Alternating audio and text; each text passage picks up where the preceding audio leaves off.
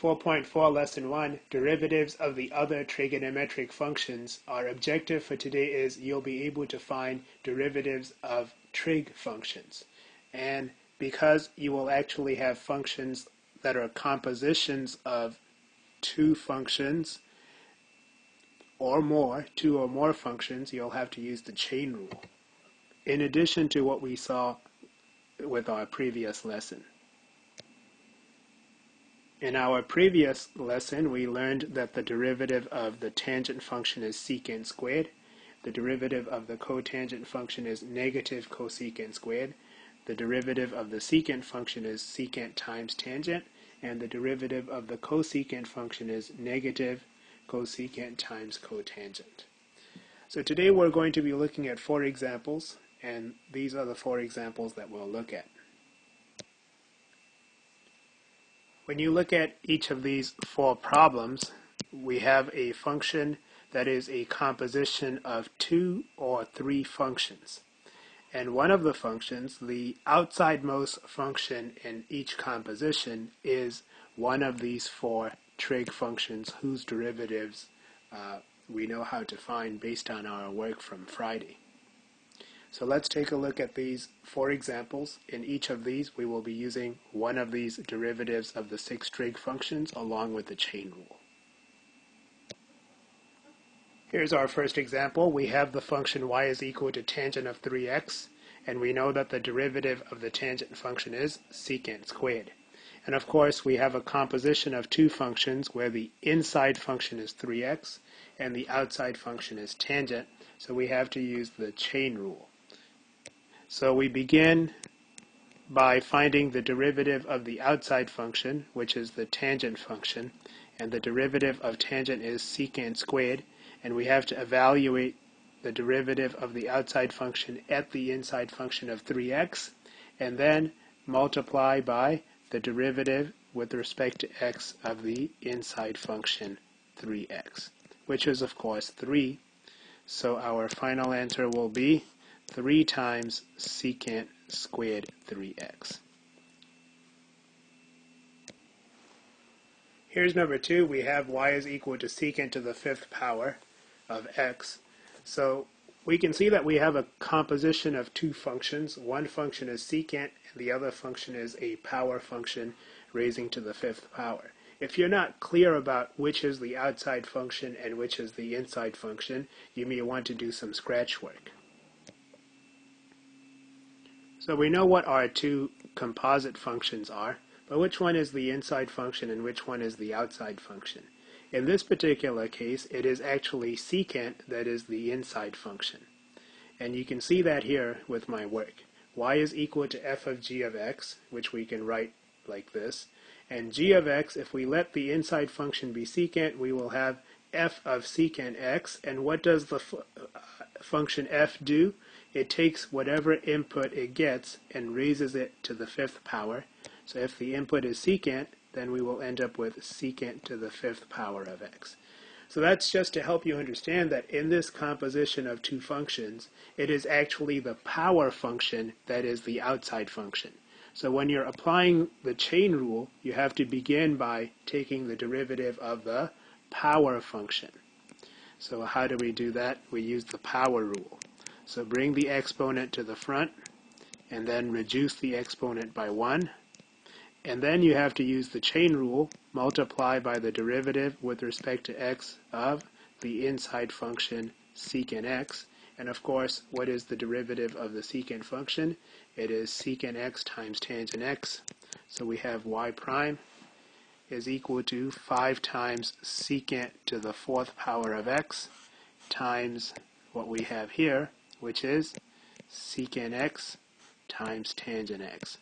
And to simplify, one thing that you can do is to multiply the secant factors together.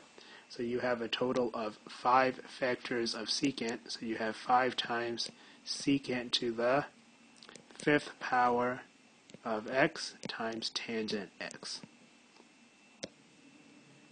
We take a look at number 3, and we can see that we have a composition of 2 functions. The inside function is e to the x, and the outside function is cosecant. So just like the other examples, we have to use the chain rule, but in this case, the outside function is cosecant, so we begin by taking the derivative of the outside function, evaluated at the inside function of e to the x. So that would give us negative cosecant e to the x times cotangent e to the x. And then we have to multiply by the derivative with respect to x of the inside function e to the x. And of course, we know that the derivative of e to the x with respect to x is e to the x. So that factor will give us e to the x, which we can write out front. So we write negative 1 times e to the x times cosecant of e to the x times cotangent of e to the x. And that is our final answer. One thing that you've got to understand is that here you're taking cosecant of e to the x, and here you're taking cotangent of e to the x. And here you're multiplying what you have here by the factor e to the x and negative 1. So in number 4, we have y is equal to secant of e to the 4x. If you already see that this is a composition of 3 functions, then you can just proceed to the differentiation. As long as you recognize that the outside-most function is secant, the middle function is e to the x, and the inside-most function is 4x. Now, if you don't see that, you may want to do some scratch work. So let's look at how these 3 functions are composed together to give us y.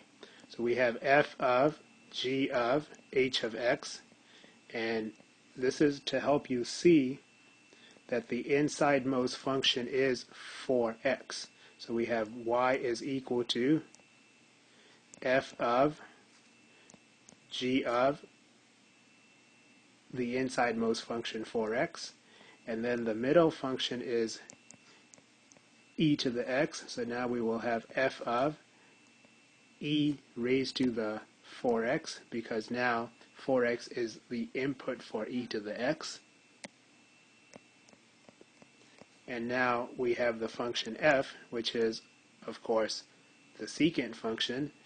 Now the input for the secant function is e to the 4x, so that would give us secant of e to the 4x.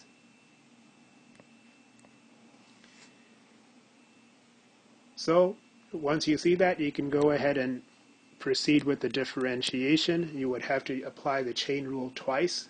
You would begin by taking the derivative of the outside-most function, which is secant, and then multiply by the derivative of the inside function. So the derivative of secant is secant times tangent, but you have to evaluate that at the inside function of e to the 4x. So you have secant of e to the 4x times tangent of e to the 4x. And then you have to multiply by the derivative with respect to x of the inside function e to the 4x. So what do we do now? We have to follow through with the chain rule by finding this derivative. And e to the 4x is, of course, a composition of 2 functions, where the inside function is 4x and the outside function is e to the x. So we have y prime is equal to, if you want, you can go ahead and do this. This is going to be e to the 4x multiplied by the derivative of the inside function 4x, which is 4. So we actually get 4 times e to the 4x. And I can write that out front. 4 times e to the 4x multiplied by secant of e to the 4x multiplied by tangent of e to the 4x. And it is important for you to understand that what you have here that I just put in red parentheses is a factor. This is another factor, and then all of that is multiplied by 4 times e to the 4x. So you should understand that you're not multiplying secant and e to the 4x. You're taking secant of e to the 4x. You're taking tangent of e to the 4x. but this here is a factor multiplying everything else. So we take a look at number 19 here, and you would recognize that number 19 is also a composition of three functions, where the outsidemost function is tangent, the middle function is sine, and the insidemost function is 3x. So we will just go ahead and use the chain rule twice to find the derivative of the function for number 19, and of course we have to remember the differentiation rules for tangent and sine. So we begin by finding the derivative of w, which you can either write as w prime or you can write it as dw dx if you'd like. So you begin by taking the derivative of the tangent function, which we know to be secant squared, but you have to evaluate that at the inside function of sine of 3x, and then you have to multiply by the derivative with respect to x of the inside function sine of 3x. So how do you find the derivative of sine of 3x? You have to use the chain rule again because we have a composition of two functions. Sine is the outside function and 3x is the inside function. We know the derivative of sine is cosine, so we will have cosine of 3x multiplied by the derivative of 3x, which will give us 3. So that will give us 3 times cosine of 3x. So I can write 3 times cosine of 3x. That's the derivative here. And then multiply that by secant squared of sine of 3x. That is my final answer, and it is important for you to understand that here you're taking secant squared of sine of 3x. So this here is a factor. And secant squared of sine of 3x is what we have. We're not multiplying secant squared by sine of 3x. We're taking secant squared of sine of 3x. And what you have here is, of course, a product multiplying 3 times cosine of 3x and the other factor, secant squared of sine of 3x. So for number 21, we have differentiate, and we have s of x is equal to secant squared x minus tangent squared x. The easy way to do this problem is to rewrite the function before differentiating by using this Pythagorean identity. So looking at the Pythagorean identity, if we subtract tangent squared x from both sides of the identity, we will get 1 is equal to secant squared x minus tangent squared x, which is just a different form of the same identity. And if you look at our function, we have secant squared x minus tangent squared x, which is equal to 1 for any value of x that is in the domain of the secant and the tangent functions. And as far as the domains of the secant and the tangent functions go, you just have to make sure to exclude values of x that would make cosine equal to 0, because you cannot have division by 0. So cosine would be equal to 0 whenever x is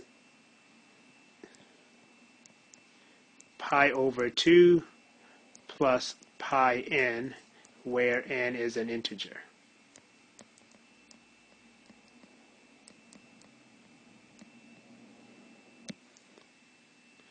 So with the exception of these values of x, which are not in the domain of the secant and the tangent functions, our function for number 21 will simplify to 1. So we just have s of x is equal to 1. And you can write a note saying for x not equal to pi over 2 plus pi n, where n is an integer. And of course, if you have a constant function, the derivative of the constant function is 0, and you would just note that since the original function was secant squared x minus tangent squared x, which is not defined for certain values of x, you have to just keep that in mind. So today we looked at finding derivatives of trig functions by using these differentiation rules for the trig functions along with the chain rule. In addition to these 4 examples, we also looked at 2 other examples after the 4th one.